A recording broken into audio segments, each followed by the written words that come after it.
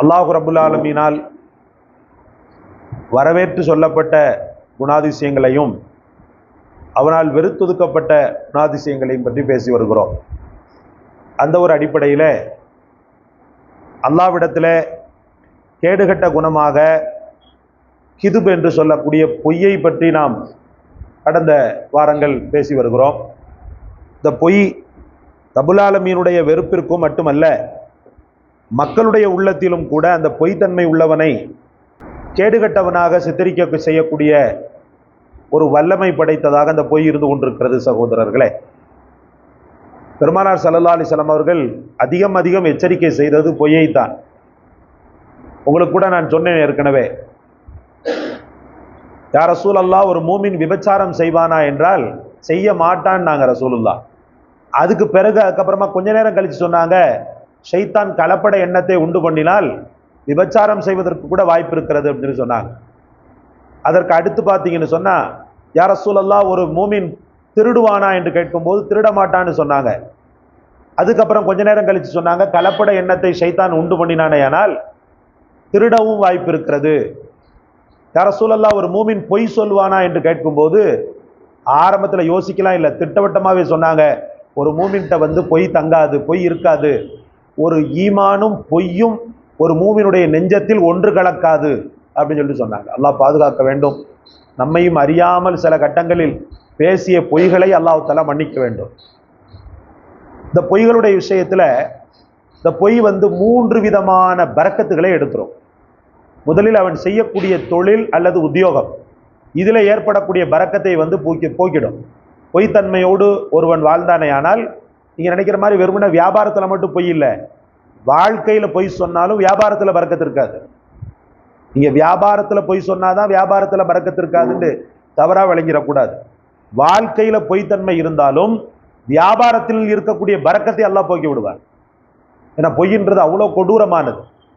First அது வீட்டிலுடைய பரக்கத்தை போக்க வல்ல ஆயுதம் பொய். வீட்டில் இருக்கக்கூடிய மன அமைதியை ஒன்றுமில்லாமல் வற்றச் செய்து விடக்கூடிய பலாய் பொய். வீட்டில் இருக்கக்கூடிய உள்ளத்தில் பேரன்புக்கு பதிலாக பெரும் கோபத்தை ஏற்படுத்தக்கூடிய வல்லமை படைத்தது பொய்.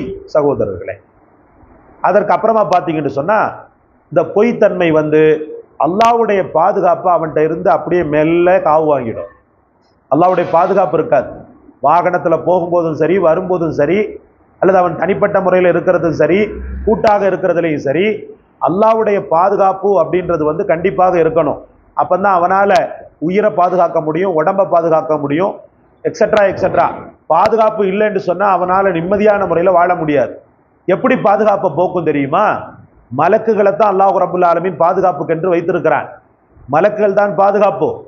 அந்த மலக்குகள் இவன் பேசுகின்ற இந்த பொய்யின் காரணமாக, இவன் வாயிலிருந்து வரக்கூடிய துர்வாடையின் காரணமாக என்ன செய்யறாங்கன்னு சொன்னா, அவனை விட்டு நீண்ட தூரம் என்ன செய்யறாங்க, விலகிடுறாங்க. மலக்குகள் இல்லாத ஒரு சூழலில் தான் அந்த அடிமை வாழ்றான், அந்த அந்த பொய்யன் வாழ்றான்.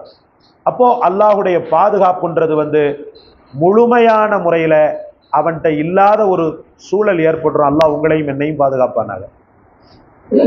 ரப்புல் ஆலமீனுடைய பாதுகாப்பை வற்றச் செய்துவிடக்கூடிய பெரும் பலாய் பொய். சகோதரர்களே, மூன்றாவது இந்த பொய்யினால ஏற்படக்கூடிய பலாய் என்னன்னு சொல்லி பார்த்தீங்கன்னு சொன்னா, மக்களிடத்தில் இருக்கக்கூடிய நற்பெயரை காவு வாங்கிடும், நற்புகழை காவு வாங்கிடும். எவ்வளவு பெரிய அறிவாளியாக அவன் இருந்தாலும் அவன்கிட்ட பொய்த்தன்மை மட்டும் இருந்துச்சுன்னு சொன்னா அல்லாஹ் பாதுகாக்கணும். அந்த அறிவை கொண்டுள்ள அந்த புகழ் இருக்குது பாருங்க, அந்த புகழை போக்கிடும். எவ்வளவு பெரிய வணக்கசாலியாக இருந்தாலும் சரி, அவனா நல்ல மனிதர் தான், ஆனா பொய் சொல்லுவான், கொஞ்சம் பார்த்து பேசு. எவ்வளவு கேவலமான ஒரு கமெண்ட் பாருங்க. வணக்கசாலி, இபாதத்துடையவர், தாஜ்யத்தெல்லாம் தொழுகிறார், எப்ப பார்த்தாலும் திக்ர் பிக்ரில் இருக்கிறார். மக்கள் பேசுவாங்க, அவர் நல்ல மனிதர் தான், ஆனா கொஞ்சம் வாய் சுத்தம் கிடையாது, பொய் சொல்லுவான் அந்த ஆளு அப்படின்னு. எவ்வளவு பெரிய கேவலம். ஒரு விஷயத்தை நான் செய்யறேன்னு சொல்லிட்டு ஏமாத்துறது, ஒரு விஷயத்தை நான் செஞ்சுட்டேன் செய்யலை அப்படின்றத செஞ்சுட்டேன்னு சொல்லி சொல்றது, இதெல்லாம் சகோதரர்களே சாதாரணமாக கடந்து போகக்கூடியது அல்ல. பெரிய பெரிய அளவுக்குள்ள எதிர்கால வினைகளை என்ன செஞ்சிடும், ஏற்படுத்தி. அதனாலதான் பெருமானார் ஸல்லல்லாஹு அலைஹி வஸல்லம் இன்ன ரஜுல லயஸ்துகு ஹத்தா யகூன சித்தீகா, என்ன அழகாக சொல்றாங்க பாருங்க ரசூலுல்லாஹ். ஒரு மனிதர் தொடர்படியாக உண்மைத்தன்மையில ரொம்ப ஸ்ட்ராங்காக இருக்கக்கூடிய சமயத்துல அல்லாஹ் ரப்புல் ஆலமீன் அவரை சித்திக்காக பெரிய அளவுக்குள்ள உண்மையாளராக அல்லாஹு தஆலா ஆக்குறான். இன்னைக்கும் அபூபக்கர் சித்திக் ரலியல்லாஹு புகழ காரணம் என்ன நினைக்கிறீங்க? அவங்களுடைய இபாதத்தா, ரசூலுல்லாஹ்வுடைய தோழர் அப்படின்றதுனாலயா? நிச்சயமா கிடையாது. அவங்களுடைய உண்மையினாலதான். எப்பவுமே உண்மைதான் பேசுவாங்க. பொய்ன்றதுக்கு அவங்க வாழ்க்கையில் இடமே கிடையாது. அதனாலதான் பெருமானார் ஸல்லல்லாஹு அலைஹி வஸல்லம் அவர்களை பற்றி தவறான அபிப்பிராயங்களை சொல்லும் போது நம்மள மாதிரி ஆளா இருந்தா ஹஸரத் அப்படி பண்ணாரு இப்படி பண்ணாருன்னா ஓ பண்ணிருப்பாரு அப்படி சொல்லுவோம். யாராவது ஒரு ஆள் என்ன செய்வான்? அப்படியெல்லாம் செஞ்சிருக்க மாட்டாருப்பா, அவர் மேல எனக்கு நம்பிக்கை இருக்கு, அவர் ரொம்ப உண்மையா இருப்பாரு, இவரும் உண்மையா இருப்பாரு. அதனால ரெண்டு பேருக்குள்ள அந்த அண்டர்ஸ்டாண்டிங் அல்லாஹ் தஆலா பரக்கத் செய்வான். இங்க ரசூலுல்லாஹி ஸல்லல்லாஹு அலைஹி வஸல்லம் அவர்களை பற்றி கமெண்ட் பேசும்போது இவங்க என்ன சொல்றாங்கன்னா, அபூபக்கர் சித்திக் ரலியல்லாஹு நிச்சயமா கிடையாது, நிச்சயமா கிடையாது, அவர் பொய் சொல்லல. ஏன்னா அவரோட பழகுறனா, அவரோட இருக்கிறனா, அவரை விட மேலாக உன்னை விட மேல அவரோட நேரம் நான் ஸ்பெண்ட் பண்றேன், அவர் நிச்சயமா பொய் சொல்ல மாட்டார். இத ஒரு ஆள் சஹாபி சொல்றாரு அபூபக்கர் சித்திக் கிட்ட, உங்களை பத்தி இப்படி சொல்லும் காபிர்கள் சொல்லும் போது அபூபக்கர் சித்திக் ரலியல்லாஹு இப்படி சொன்னாங்கன்ன உடனே, ஏற்கனவே அபூபக்கர்னு வச்சது ரசூலுல்லாஹ் தான், அதோட எக்ஸ்ட்ராவாக சித்திக் அப்படின்னு சொல்லிட்டு வச்சாங்க. இன்னும் நம்ம எக்ஸ்ட்ராவாக சொல்றோம் சித்திக்குல் அக்பர், பெரிய உண்மையாளர் அப்படின்னு. அன்பிற்குரிய அல்லாஹ்வின் பெருமக்களே, அதான் ரசூலுல்லாஹ் சொல்றாங்க, இன்னர் ரஜுல லயஸ்துகு ஹத்தா யகுன சித்திகன். அவனுடைய உண்மை எந்த அளவுக்கு அவனுக்கு வளர்ச்சி பாதையை உண்டு பண்ணுன்னு சொன்னா, அவன் ஒரு பெரும் உண்மையாளன், நேர்மையானவன் என்று அல்லாஹ்விடத்துல வரையப்படுகின்ற வரைக்கும் அல்லாஹ் ரப்புல் ஆலமீன் அவனுடைய உண்மைக்கு பெரும் பரக்கத்தை ஏற்படுத்துறான். ஆனால் அந்தோ பரிதாபம், வ இன்னர் ரஜுல லயக்திபு ஹத்தா யகூன இன்தல்லாஹி கذாபன். ஒருத்தன் பொய் சொல்லிக் கொண்டே இருக்கிறான், எப்ப பார்த்தாலும் பொய், வாக்குல பொய், பேச்சுல பொய், கமெண்ட்ல பொய், எல்லாத்திலையும் பொய். யாரை பத்தி அபிப்பிராயம் சொல்றாங்கன்னா பொய்யை சொல்லி விட்டுருவான். உன்னை யாரு சொல்ற, உனக்கு ஏதாவது கிடைக்குதா? ஒருத்தனை பத்தி பொய் சொல்றான், ஒருத்தன் அவதூறு, அவங்க எல்லாரும் சேர்ந்து இவனுக்கு கிரீடம் சுட்ட போறாங்களா? இல்ல. நம்ம அந்த லாஜிக்கலா யோசிக்க மாட்டேங்கிறோம். நம்ம என்ன செய்யறோம் தெரியுமா? ஒருத்தன் பேசுறான், பொய் பேசுறான், அவதூறு கற்பிக்கிறான்டா, அதை ஆமோதிக்கிறோம். அந்த ஆமோதிக்கும் போது அவன் எரிகின்ற அந்த நெருப்பு அவனையும் சாம்பலாக்குகிறது, சுற்றி நின்று வேடிக்கை பார்க்கக்கூடிய நம்மையும் சாம்பலாக்குகிறது. அதனால அந்த மாதிரி நபர்கள் வந்தான்னா போயான்னு சொல்லிவிடும். வேற வேலை இருந்தா பாரு, எங்களுக்கு புறம் பேசுதல கழுவி குடிக்கிற நேரம், இதை கேட்கறதுக்கு உண்டான நேரம் எனக்கு கிடையாதுன்னு ஒரே ஒரு தடவை சொல்லி பாருங்க, அடுத்து செருப்பால அடிச்ச மாதிரி திருப்பி வரமாட்டான். ஏன்னா அவன் நம்மளை எரிக்கிறான். அவனும் எரிந்து பிறரையும் சேர்த்து எரிப்பவன் தான் பொய்யன் சகோதரர்களே. அதான் ரசூல் ஸல்லல்லாஹு அலைஹி வஸல்லம் சொன்னாங்க, வ இன்னர் ரஜுல ல யக்திபு ஹத்தா யகூன இன்தல்லாஹி கذாபா.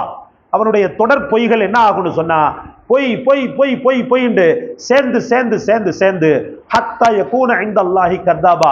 நாளை ஆகிரத்துல மனிதன் மோமின் என்ற அந்த பட்டியலில் இருந்து அல்லாஹ் தூக்கி அவன் நெற்றியில கذாப், பொய்யன் என்று எழுதப்பட்ட நிலையில தஜ்ஜாலோடு அல்லாஹ் எழுப்புறான். எவ்வளவு பெரிய பரிதாபம்!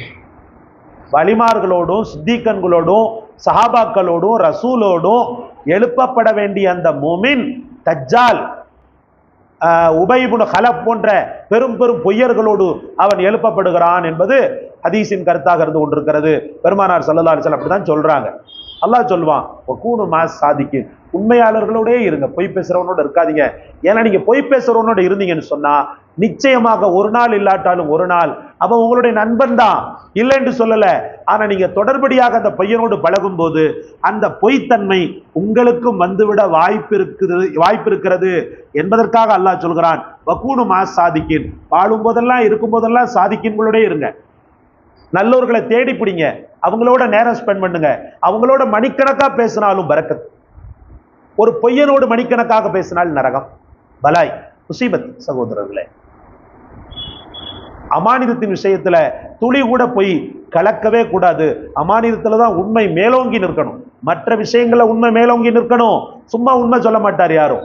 அமானிதத்துடைய விஷயத்துல உண்மை மேலோங்கி நிற்கணும். இதுதான் அப்படின்றதுல அவர் ஊர்ஜிதமாக உண்மையோடு இருக்கணும் அப்படின்றத எழுதுறாங்க. அதுக்கு அடுத்து பாத்தீங்கன்னா, புகழ்வதில் பொய். அவங்கள எனக்கு பிடிச்சிருக்குது, இவங்களை எனக்கு பிடிச்சிருக்குதுன்றதுக்காக அவங்கள்ட்ட இல்லாத தன்மையெல்லாம் சொல்லி வர்ணிக்கிறது. இருக்கிறத சில நேரத்தில் பாராட்டினாங்க ரசூலுல்லாஹ், இல்லைன்னு சொல்லல. யா அபூ ஹுரைரா உனக்கு என்ன அறிவுப்பா, யா பிலால் உனக்கு என்ன குணம், இதெல்லாம் அவங்கள உத்வேகப்படுத்தக்கூடிய தன்மைகள், உத்வேகப்படுத்தக்கூடிய பண்புகள். ஒரேடியா பாராட்டமெல்லாம் இருக்கக்கூடாது. எனக்கெல்லாம் அதெல்லாம் பிடிக்கும். உண்மைன்னா உண்மைன்னு சொல்லிடணும்.